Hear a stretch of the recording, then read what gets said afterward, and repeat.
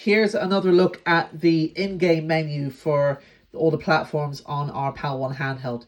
So as I said before, all of the games, and rather the platforms on here, are run by something called RetroArch. So for most platforms, bar 4, the controls and the menu is all the same. So I'll show you now. We'll take a look at an Amstrad CPC game, which, by the way, uses a keyboard. So I'll show you how to bring up the keyboard now in a second when the game loads. You press select and start, and that brings up like a keyboard there. You need that sometimes to play the game.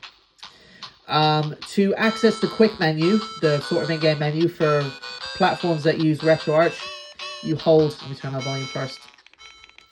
You hold the hotkey button and press X.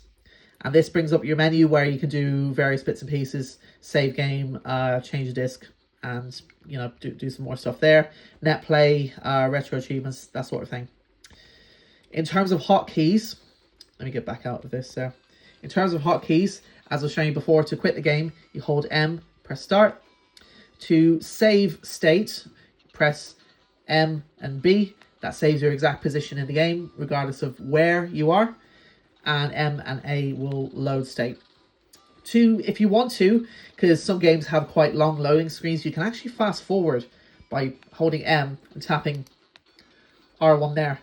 You'll see a little fast forward logo. To get back to normal speed, press it again, and it brings you back to normal speed. So this is for every platform on here, bar 4, which I'm going to show you now. Of the 4 that are a bit different, the first one is the Nintendo 64. So I've set the software that runs these to something different because I found it performs a lot better. The hotkeys are more or less the same, but there isn't a quick menu. There isn't like a menu like we saw with the RetroArch stuff. So I'll show you now. When you open up, it's just a random game here. The game will open. So the menu, as you can see there, no menu because this doesn't use RetroArch. So you can quit the game the same way and start. B and A is save and load state. Sorry, my mistake. A is actually to restart the content. So M and A will restart the content for you. It's annoying because it doesn't kind of show you what's happening, but that's what's going on there anyway. But yeah, to quit the game, M and start. And you can also hold M and hold R1 and it'll like fast forward through a bit of it for you as well, if you need that. So that's the first platform that's a bit different.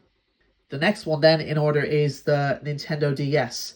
Now this one's quite special because this one uses 2 screens and a stylus. So let me get into that now for you. This is the layout we have set up here. So your main screen is up here and your small screen, your secondary screen is down here. If you want to switch screens, we've set pressing in this stick to do that. So click it in and it switches the screen for you. For the stylus, this isn't a touch screen. So if you press in the left stick, it brings up this little stylus thing for you. So you can move around the screen there and then click in where you want to press and it'll press it for you.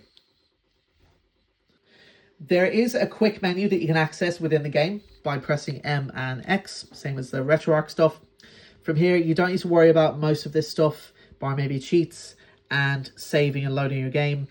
And you can also exit the drastic, it's called. You can also exit it that way. And you can also exit the game by holding M and pressing start. So that's the Nintendo DS stuff. The next platform is the Sega Saturn. This uses different software. I'll show you now. There aren't any hotkeys as such bar the M and start to quit the game.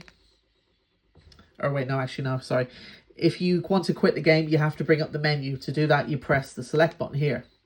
From here, you can tweak a few different bits and pieces. You can save state, load state. You can change disc if you're playing like a multiple disc game. I don't think there's any other hotkeys other than that. So that's the stuff for Sega Saturn. And the last one then is PSP. PSP uses something called PPSSPP. If you're familiar with that, it's quite a popular emulator.